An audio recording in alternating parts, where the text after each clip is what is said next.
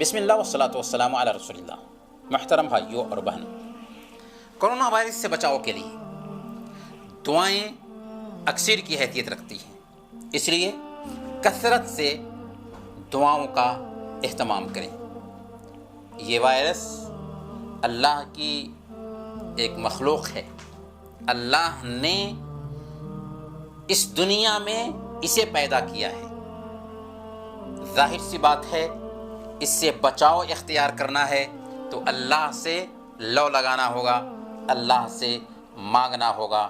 امن یجیب المضطر اذا دعا ویکشف السوء ویجعلکم خلفاء الارض االہ مع اللہ۔ کون ہے جو پریشانی حال کی پریشانی کو سنتا ہے اور اس کی پریشانی کو دور کرتا ہے اور تمہیں زمین میں خلافت عطا فرماتا ہے؟ ہے کوئی اللہ کے علاوہ؟ نہیں، اللہ سے ہی ہمیں رابطہ کرنا ہے۔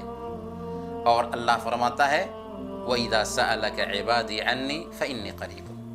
جب آپ سے میرے بندے میرے بارے میں پوچھیں تو آپ کہہ دیجئے کہ میں قریب ہوں اور دعا کرنے والے کی دعا کو قبول کرتا ہوں۔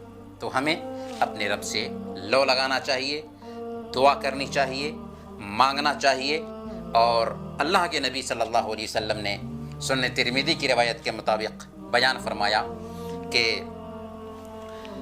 بے شک دعا نازل شدہ مصیبت میں کام آتی ہے اور ایسی مصیبت میں بھی کام آتی ہے جو ابھی نازل نہیں ہوئی ہے۔ فعلیکم عباد اللہ بالدعاء۔ لہذا اللہ کے بندوں، دعا کا کثرت سے اہتمام کرو۔ تو ہمیں کرونا وائرس سے بچاؤ کے لیے کثرت سے دعاؤں کا اہتمام کرنا چاہیے۔ برت کے دیکھیے۔ وصلی اللہ علی نبینا محمد وعلی آلہ وصحبہ